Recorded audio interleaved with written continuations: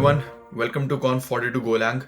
I hope you had a great time with all the talks until now. I'm Yash and today I'm extremely excited to be talking about profile guided optimization and how it can boost your code and your compiler.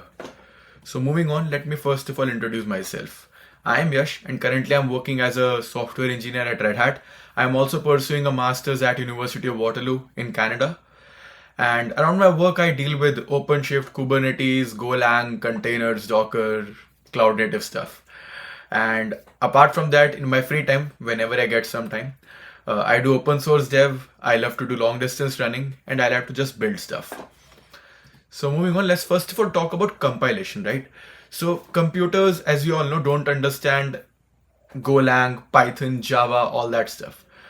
Computers only know zeros and ones. That's the binary language. So there should be an entity which translates a Golang code to zeros and ones so that the computer can execute it. And that entity, as most of you would know it, is called the compiler. As shown in the image below, you can see that on the left hand side there's a Golang code printing hello world, and there's some compiler magic happening which produces the machine code, which is the binary or assembly, and that is fed to the linker to produce the actual binary or the executable which you execute to print hello world. Across this talk, we won't talk much about the linker. We would care and talk more about the compiler. So let's move on.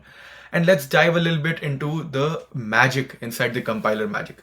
So compiler is an amazing piece of tech. I mean, it's doing so many things so gracefully and beautifully.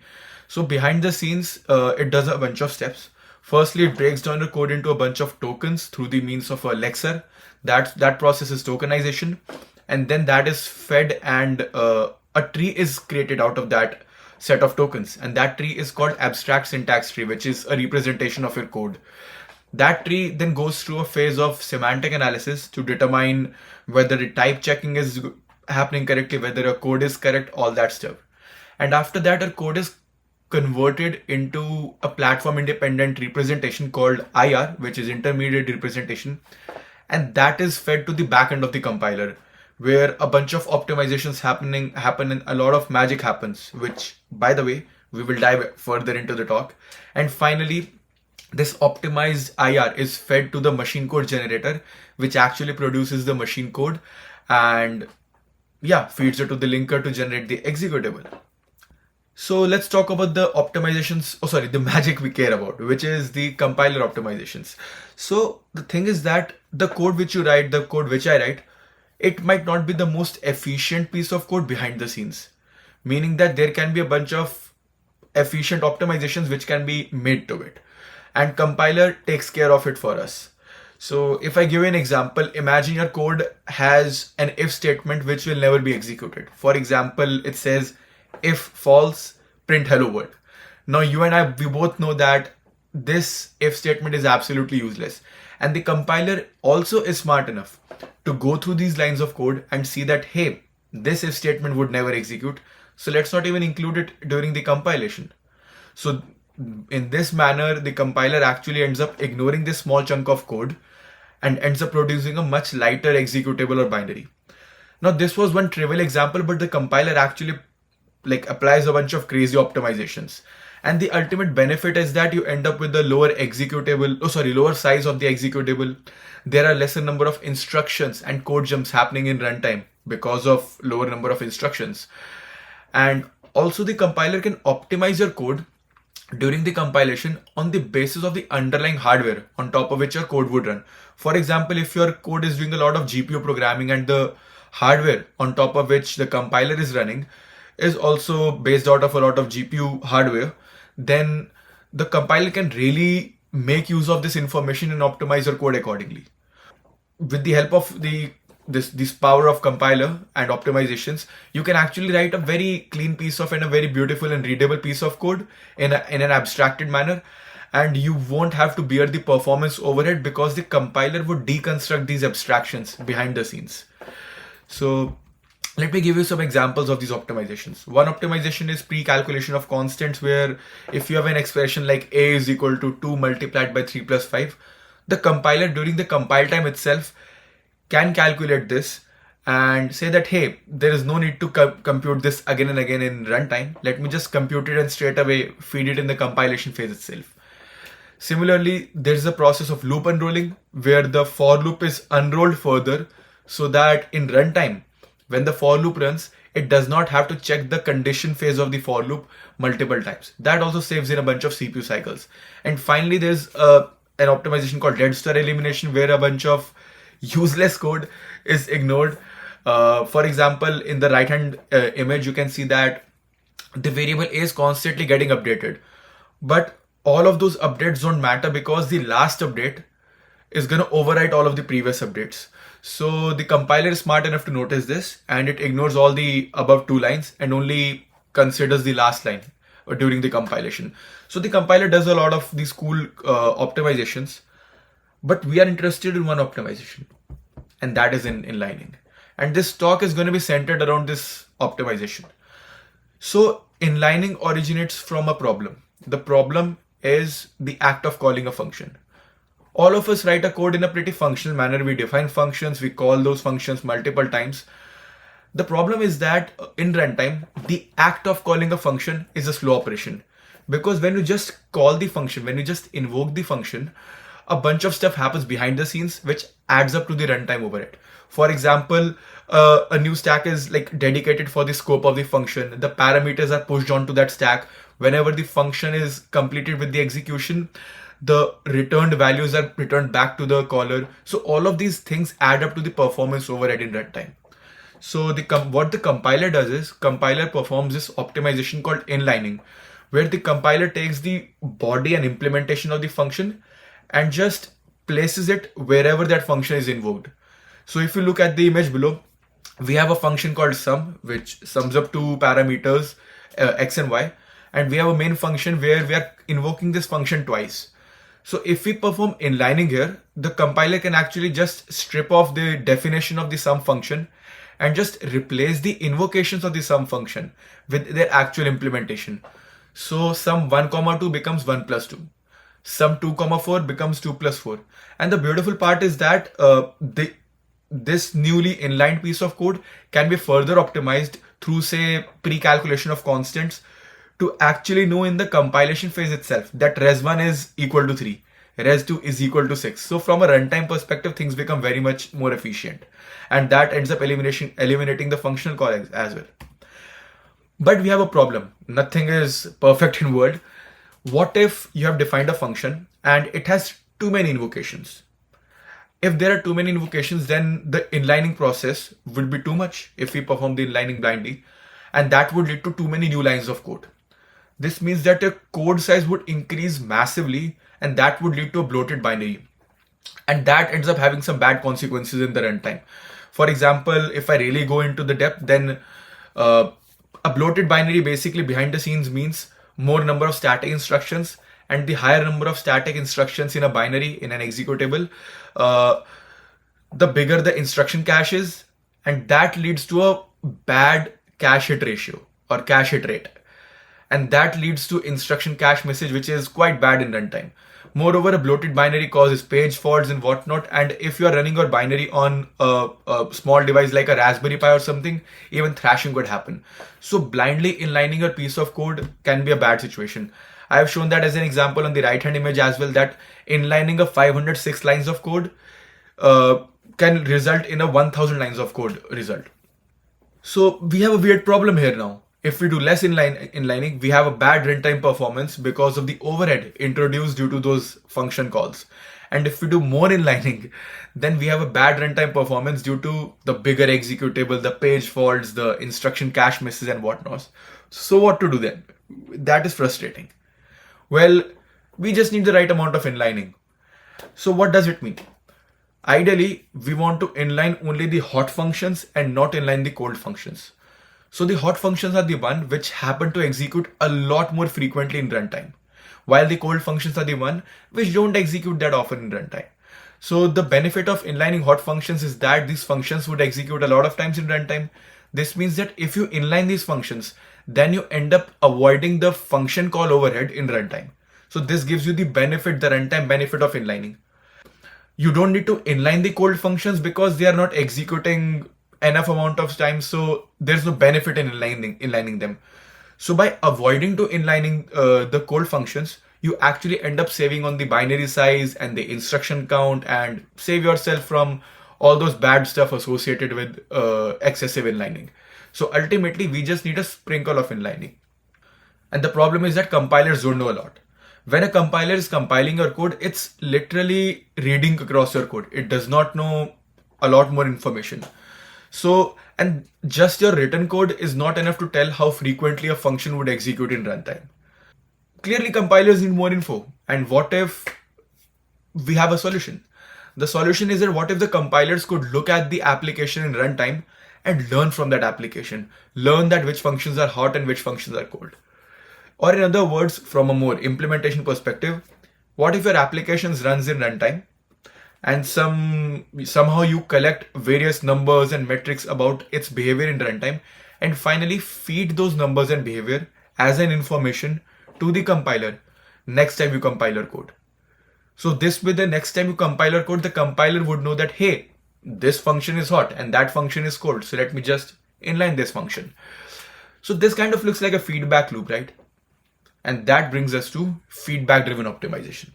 So as the name suggests, it just teaches the compilers how and where to optimize the code on the basis of a feedback. Now that feedback can be benchmarks, user traffics, profiles, all that kind of stuff. That feedback ultimately tells the compiler that which function is hot, which function is cold, and ultimately the compiler just does the right amount of inlining. Now the early days of feedback-driven optimization were kind of governed by instrumentation-based process. So what is instrumentation? It's very simple. With instrumentation, what happens is that whenever a code is compiled by the compiler actually injects extra lines of code within your code. And what are these extra lines of code? Some timers, some call counters, all that kind of stuff. And the purpose of these additional lines of code is to track and instrument the behavior of your code in runtime. So once your code is compiled with these extra lines of code, a bunch of benchmarks are run against your application, your code. And through the means of these extra lines of code, while these benchmarks are running, a bunch of information gets instrumented and collected. And this information becomes the feedback for the next build of the compiler. This information ends up representing how your application is performing in runtime. Now this sounds good, but is it really that efficient or that reliable? Because the thing is that now with this whole process, the code becomes much more bloated with all those compiler introduced instrumentation. And we have an extra benchmarking step which just like makes the entire process of compilation and building quite slower and boring. And the biggest problem is that what if the benchmarks don't even resemble the reality of how your code runs in production, for example, right? What if it's actually quite opposite and the benchmarks might end up introducing some wrongfully assumed optimizations, and that can cause some really bad performance degradation. So a potentially hot function might be perceived as a cold function by the benchmark, and your compiler would not optimize it rightfully. So what do we want? Let's talk first principles. We want faster build times. We want realistic runtime data instead of benchmarks pretending to be real. And finally, we want light and small executables with no extra lines of code due to instrumentation. If you hate benchmarks, don't use them. So what we can do is that instead of benchmarks, we can actually use the actual behavior of your code as a feedback to your compiler. And the beauty is that if you do that, you have now become independent of the benchmarking process as well, with which now you can just compile your code and that's it, you are done. You don't have to execute the benchmarks, and this gives you the faster build times. Also, this is more realistic because you're not relying on any pretentious benchmarks pretending to be real users. So how do you do that? To be specific, it's sample-based profiling. So the beauty of profiling is that it tracks the runtime behavior of your code without needing those extra lines of code inserted during for the sake of instrumentation. And when I say profiling, I mean sample-based profiling, because like if we go really technical, then instrumentation is also a type of profiling. So what I'm talking about here is actually sample-based profiling. But across this talk, whenever I say profiling, just hear sample-based profiling. All right. So yeah, how does it work? It's pretty simple. Now, just because we don't have those additional extra lines of code in the in your code during the compilation phase, we need some external entity to poke and monitor and profile your application. And this is where the kernel enters into the picture. So imagine your application is running in user space. How does it get profiled? Well, the kernel has a beautiful component called Linux perf, and the Linux perf schedules a bunch of interrupt events with the CPU hardware. And that hardware inside the CPU ends up scheduling and triggering those interrupts. And whenever those interrupts are triggered, the interrupt handler captures them inside the kernel. And the interrupt handler correspondingly pokes your application in user space and gets the runtime data at that point in time. Now that runtime data includes instruction pointer and call stack, which is enough to tell which function is executing at that time, which parameters are allocated in that function, what is the memory footprint, what is the resource footprint of that function. So a bunch of good profilable data, right? And that's it. Once all of this data has been gotten, this data is stored somewhere to be ultimately used for whatever purposes. And how we leverage that into the feedback driven optimization situation? We get profile guided optimization. PGO is compiler optimizations which are guided by the profiles of your code collected during its runtime. So again, the same thing. Compiler is going through a feedback loop of the application runs, collects runtime behavior and feeds that to the compiler, and compiler optimizes it accordingly. Here the feedback is just the profiles, sample based profiles collected during runtime, right? So now talk is cheap. Let's walk inside the code. So let's take an example. Let's say we have a very simple server which exposes a post endpoint and which is called /render. And whenever you call that post endpoint where the body is the markdown file, you get a rendered markdown in response. So an HTML rendered markdown. Let's say this server is running, serving a bunch of users out there, and you want the compiler to optimize just rightfully to it, depending on the usage patterns. So first of all, let's just compile this code without PGO, without profile guided optimization, and see what are the inlining decisions it takes. So after compiling this code, you can see that it's performing a bunch of inlining. I mean, it's quite readable here. But if I expand it further, specifically these method calls, these function calls are getting inlined. But if you notice carefully, there are two places where this inlining is not happening. Now, the decision to not inline a function is a consequence of multiple factors. One reason is that if a function is a non-leaf function, it's like imagine a tree where each function leads to a child node, each function call leads to a child node. If a function is a non-leaf function, there's a good chance it won't get inlined. Not necessarily, but a good chance. So probably that might be the reason why these two functions are not getting inlined. But if you really think about it, inlining could have been useful here because these functions happen to be a part of the render function, which get always executed whenever the API is hit, whenever that endpoint is hit. And imagine thousands of users hitting that API again and again and again. The function call overhead, the overhead associated with calling the function and invoking the, for example, io.readall function, not getting inlined here, can be huge. So it would be quite nice to inline the io.readall function, for example, and accordingly leverage the runtime benefits of it. But again, this is a piece of information which can be only known if you perform the code in runtime actually. If there are barely any users, then it doesn't make sense to inline this function, right? So let's proceed and let's run and profile the program. So in the first image, I built the program. Then I built the binary without PGO and I exported the binary as main.nopgo. I ran the nopgo binary and then I ran the server by this binary, and then I ran a load test generator against this markdown. And once I started executing the load behind the scenes, I opened up a new terminal, new session, and I just started profiling the server for 30 seconds just to collect the data associated with it. And finally, when the new set of profiles were generated after the 30 seconds of profiling, I stored it in a file called default.pgo. So ultimately we ended up with these files like main.nopgo, which was the binary, roughly 8.5 megabytes large. And we have now cpu.nopgo.pprof or the default pgo files. Both of these are the same files. These represent the profile of our application running in runtime, facing a legit user load. Now let's compile our program with pgo. And as soon as we notice the -pgo auto flag here. This basically tells the Go toolchain to use the default.pgo profile as a feedback to compile the code.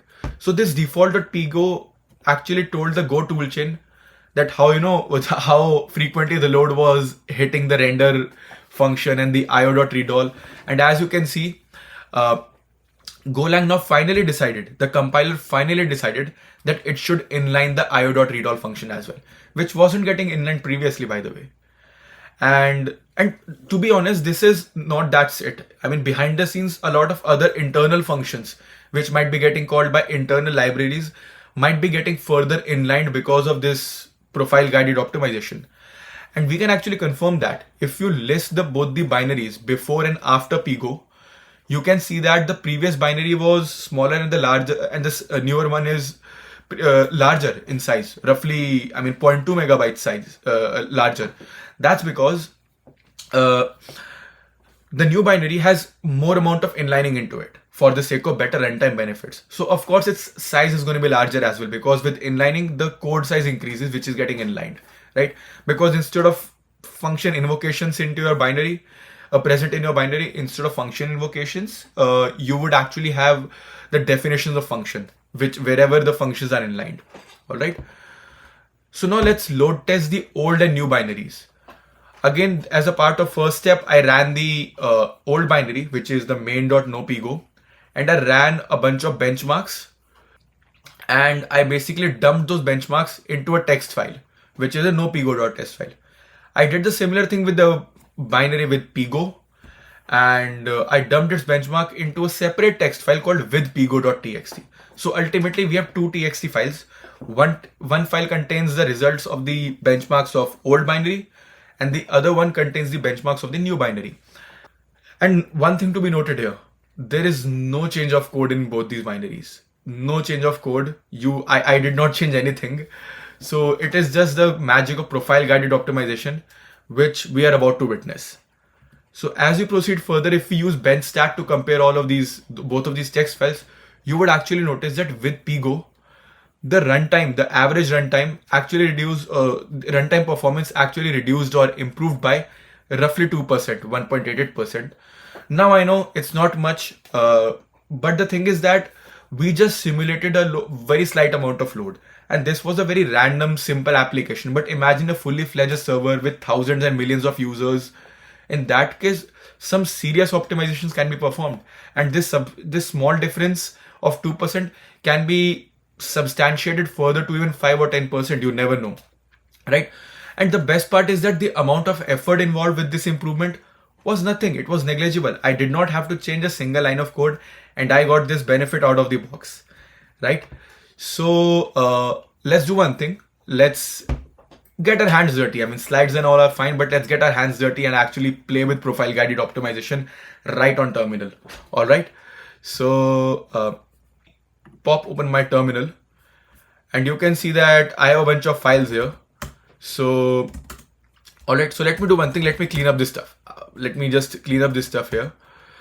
Let me clean up this stuff, and so I'll first of all clean up all the text files. We don't care about those results anymore. I'll clean up the old binaries. All right. Main with Pigo. I'm just cleaning up all the old binaries, and let me clean up all the old profiles as well. All right. So we have nothing now. We have just, and of course, let me remove the default Pigo file as well. So we are at scratch now, okay? We are at scratch, we don't have anything. Now let's first of all build our code with nothing, with, let's call it main no Pigo. And we are compiling the main.go file, simple. Now with this, we have compiled our code, and if I run this, if I run this as, this is running, all right? Now, let's go to separate terminal again into a separate session, and actually let's run the load test. Okay, let's run the load test. Now here the load test is running behind the scenes against our application. All right. Now if I go here and if I further start the profiling process, let's say 30 seconds. Now for 30 seconds, I've started the compilation or profiling process. And with this profiling process, what's happening is that behind the scenes, my binary, my server is getting hit by requests by this load, This means that it's actually facing real-time user traffic, and that's actually simulating real-time user traffic. And the profiling process is capturing all of the information about, at each and every time, what is the memory footprint, what is the CPU footprint, what is the resource footprint of the binary in execution. So as you can see, we are done. And we have the profile ready here. Let's just rename our profile to default Pigo, because that's something which is recommended by the Go toolchain. Of course, you can have a custom name as well, but just for the sake of convenience, I put it up here. Now let's do one thing. As you can see, we have the default.pigo here. Now let's compile it again. Main, if I do the compilation process again, this time let's call the output binary as main with Pigo. We're doing main.go, and we will introduce the Pigo automatic flag. This basically tells the compiler to read the default.pigo file as a feedback for performing the compilation. And let's see, it's definitely taking some more time as compared to last time, because again, now it's just going through more amount of scanning through the profiles and accordingly taking the rightful amount of optimization decisions. And yeah, it's just waiting. It's building a lot of suspense. But as you can see, it's doing a lot of compilation and whatnot, and yeah, it's taking a lot of time. So, and behind the scenes, yep, we have stopped all the stuff. So yeah, yep, it's not built. And if I do version m dot with Pigo, you can actually see that it did consider this default Pigo file while doing the compilation. All right, now let's run this main with Pigo file. But before that, let me show you something interesting as well. So let's look at the sizes. I want to do an ls. Why did I do list? Yeah, just notice the size of, actually let's do a grep main as well. Yeah, notice how the size of the one with Pigo is actually larger and the one without Pigo is smaller, because the one with Pigo actually told the compiler to perform more inlining, which led to the increase in the binary size. And finally, let's execute main with Pigo. This time, let's actually perform a bunch of, no, let's perform benchmarks. Let's do some benchmarking here. So I'll actually start the benchmarks here. And these benchmarks, while these benchmarks are happening, let me tell you what's happening. The benchmarks are running and they're basically firing a bunch of load against a binary with Pigo. And they're storing the results. The benchmarks are storing the results inside this file called with pigo.txt. So right now we are doing this with Pigo. Once these benchmarks are done, we will do these ones without Pigo. And then we can use a tool called benchstat to compare our results. All right. So let's wait for a few seconds and this should be done anytime soon. And there's nothing running in the second terminal. That the way we generated the load previously was only for the sake of generating profiles. That's it, nothing else. Right now we are doing benchmarking, so we are doing it in a different manner. And as you can see, the benchmarks are executed. Now let's close this binary and run the one without Pigo. And as soon as we run here, let me just name this file as no Pigo. And again, this time as well we are running, but this time across these benchmarks, we will snapshot these benchmarks in a separate file called no Pigo.txt. And as I said, we will separate out these files and run benchstat against them to compare the real numbers, that how things happened in runtime. They might be slightly different from what I showed in the PPT, because again, the load is kind of non-deterministic in that manner. But yeah, let's see how it happens. So it should be done anytime soon. We have nothing here, and yeah, the no Pigo file is running here. Yep, it's done. Now if we do benchstat no Pigo.txt and with Pigo.txt, you can see what a beautiful difference it is. The one with no Pigo, your average time was 309 microseconds. With Pigo, it was 301. This is even a higher significant difference. Even a more significant difference with Pigo, which is 2.33 as compared to the slides. So let's go back to the slides and just make some concluding notes. So that's pretty much it. I guess we learned quite a lot and see how profile guided optimization can actually benefit us a lot. So we explored the process of compilation, how compilation can be made more effective with feedback driven way by feeding it some runtime data, and how sampling profiles based profile guided optimization works even more effectively in our favor. And we actually got a very practical perspective by getting our hands dirty by playing with profile guided optimization with a server like code resembling a real life scenario. And you can find all of these slides and all of the associated content at the link below in my under my GitHub profile. And let me share the references. So there's a bunch of references I used to learn about this topic and to inherit the content of these slides. Of course, this was just meant like I just sat on the shoulders of these giants who implemented all of this cool stuff. Finally, feel free to connect with me. All of my handles are given here. And that's all, folks. Thanks a lot for your time. I appreciate you giving me your time and attention for for attending this talk. And feel absolutely free to raise any questions or reach out to me whenever. Hope you have a great day ahead.